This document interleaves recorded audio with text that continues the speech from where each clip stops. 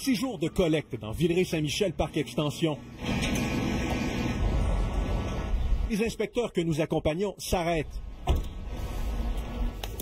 ouvrent un sac et fouillent. Ils cherchent ce qui ne devrait pas s'y trouver. On a trouvé des matières recyclables, des résidus alimentaires. Déjà, le contenu du premier sac en dit long. Regardez bien le deuxième. 2 pieds à peu près par 1,5, puis en termes de poids, il fait 8,5 livres. Là, on va faire l'exercice de voir ce qu'il contient et combien il me reste après de résidus ultimes. Une très grande partie du sac est constituée d'objets qui peuvent avoir une deuxième vie. Ça, on pourra le mettre dans le gros sac qu'on avait tantôt. Ben, ça, c'est la petite quantité qu'on aurait dû avoir dans les résidus domestiques.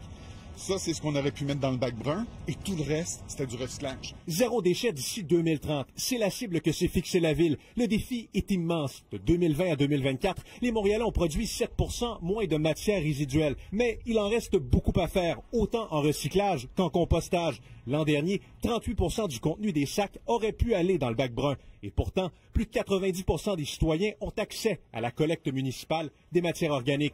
On donne des billets de courtoisie.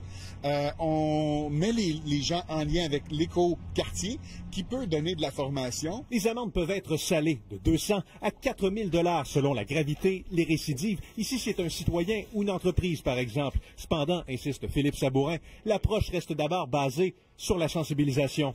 Pour diminuer les matières envoyées dans les sites d'enfouissement, certains arrondissements comme Mercier, Schlager, Maisonneuve ont choisi d'espacer la collecte des ordures aux 2 semaines. Une décision qui provoque une levée de boucliers. L'arrondissement, dans le fond, nous saoule avec des statistiques qui sont totalement tordues au niveau de la baisse du tonnage de déchets pendant la collecte hebdomadaire. Or, il n'y a pas une baisse de déchets. Les déchets traînent dans l'arrondissement au lieu d'être au dépotoir. Et dans l'observation de tout ça, puis il y a un constat qui sera fait. Chose certaine, il y a encore du chemin à faire. Andy Saint-André, TVA Nouvelles, Montréal.